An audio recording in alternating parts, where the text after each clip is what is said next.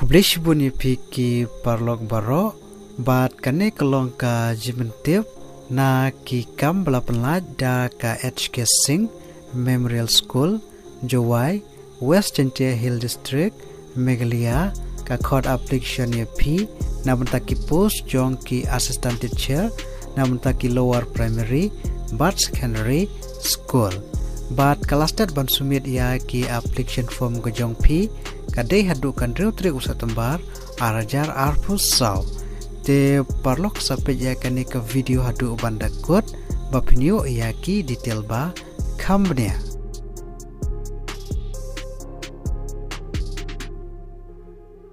te namanta ki post jong ki assistant teacher namanta ki lower primary school ki number ki post ki belaj kadon arpus bat namanta ki karan pule ki shim ki bela pendap ya ka kelas 12 pass lengba ka 100% mark namanta ki general candidate bat 100% namanta ki SC ST candidate bat kumjuru pidei bandon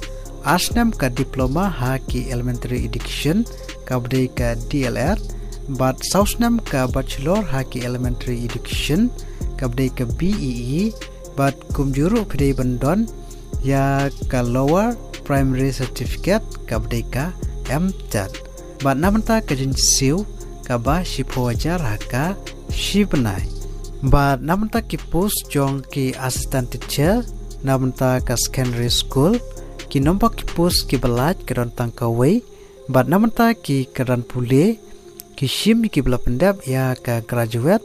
ha ka art la nesayan leng basan 100% namanta ki general candidate bat 100% namanta ki SC ST candidate bat ha ka kelas 12 kadai 100% namanta ki general bat 100% namanta ki SC ST candidate bat kumjuru pidei ki bela pendap ya ka bachelor of diction ka bdei ka BEd bat namanta ki jinsiu ka ba khat arajar haka shibnai bat ha karta ka phila apna apply kadai ha karta ka ba khat pra hadu live news nem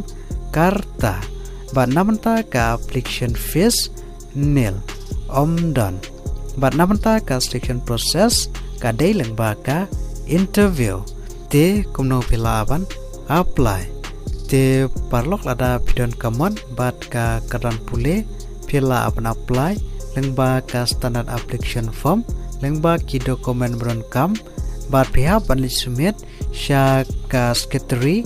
managing committee haswa kan reu trik usatambar arajar arpus saw bat namanta ki jingtip ba kambnya phila aban phone hau neu number khandai pran reu ar